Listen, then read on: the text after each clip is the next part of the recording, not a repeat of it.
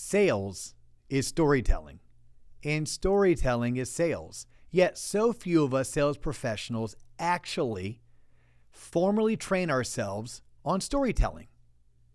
In fact, so few of us actually study linguistics or study sales strategies.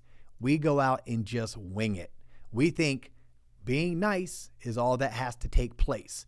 We think telling people what they want to hear is going to get them to buy our product or use our service.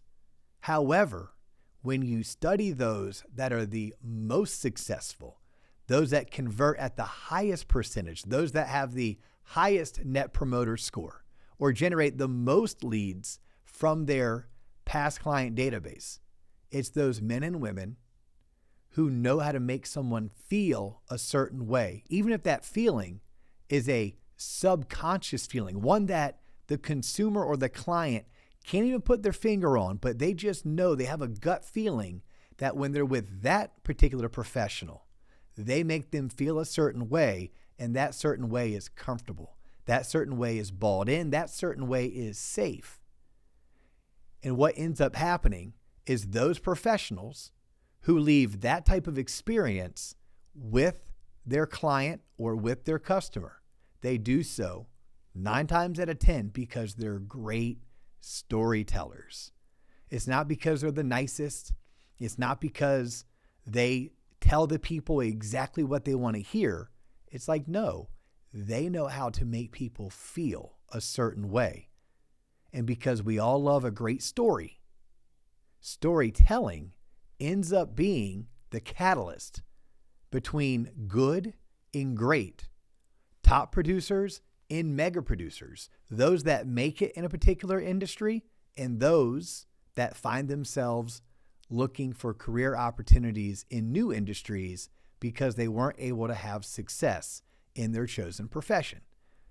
So in this training video, I'm going to give you 4 strategies that will make you a better storyteller so that your clients and your customers can have that warm, fuzzy feeling in their gut that tells them that you are someone they need to trust.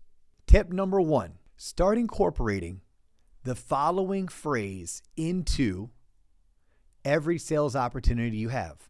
And that phrase is, I want you to listen to this because ... So I want you to listen to this is your way of politely letting your audience know, your client, your customer, this is your way of letting them know what you're getting ready to share is very important. So wherever their thoughts have gone, wherever their attention is being divided, you now want their undivided attention. You're also going out of your way saying this is very important, so listen intently. The second tip is just start sliding into your presentation or into your pitch. You'll want to write this down because ... Again, just like telling someone you'll want to listen to this, letting them know up front you're going to want to write this down. What they hear is, I care about you. What they hear is what you're getting ready to share is every reason why they are connected with you. And you are pointing out the time in the conversation when they're going to want to listen because you're going to give them something of value at no cost to them. The third strategy is simply sliding into any conversation or any presentation. This is what this means to you. So many times we know what we're saying. We understand the topic because we are the subject matter expert. However, we can't assume the person on the other end of the phone or the person sitting in front of us fully comprehends all of the words, the vernacular, the jargon that we are using. By slowing down and letting somebody know this is what this means to you is another way for you to say what you said.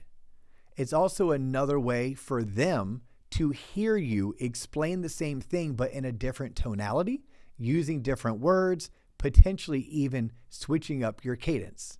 And the fourth tip that you can start incorporating today and see your sales success increase is simply by stating to somebody, here's why this is important to you. Here's why this is important to you is very similar to here's what this means to you.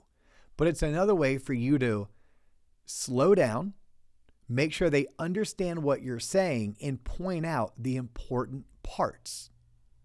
Just because you may be pitching or presenting for 20 or 30 minutes, please do not assume the person on the other end of your pitch or the other end of your presentation is fully grasping all the concepts. So it's polite and it's courteous, and it builds tremendous trust when you slow things down and you simply state, here's why this is important to you. And finally, as a bonus, I want to remind all of you, because I kicked off this training video talking about storytelling, that every story has a beginning and an end. Every one of your presentations, whether it's on a main stage, over a Zoom, or it's one-on-one at a coffee shop, please understand that as a sales professional, you are now a storyteller. Your stories need to have a beginning and an end. Every story has a hero and it has a villain. A villain doesn't have to be a human. A villain doesn't have to be an animal. A villain could be a circumstance that you were dealt and you had to overcome it. Back when we were school kids, we had Aesop's Fables, and Aesop's Fables always taught a lesson. As you sit in front of that audience of one to that audience of thousands, whether it's in person or over Zoom, become a great storyteller. And when you're telling stories, remember, they don't have to be long, but they need to be deep in details. Explain to your audience how you are feeling during that moment of the story. Use short, concise sentences and vary your cadence. By varying your cadence, let your voice inflect up. Pull back at times that you want people to lean in. Take a deep, meaningful pause. Speed up your cadence during times of excitement. And then slow down and lower your tone when you want people to really listen to what you're saying. And it's like everything else in life. You don't get great at storytelling by watching one video on YouTube. You get good at practice. You get great through repetition. So take what you've learned today, couple it with what you already know, and get out there and get busy. Go schedule 10 appointments so that you can grab an audience and you can sit in front of them and you can deploy these same tactics and strategies that I shared with you on this particular video. And if you like it, comment below what you liked, or better yet, if you loved it, please make sure you click the button to subscribe to this channel, and please don't keep us a secret. Continue to share our content with your friends in the industry or your fellow colleagues.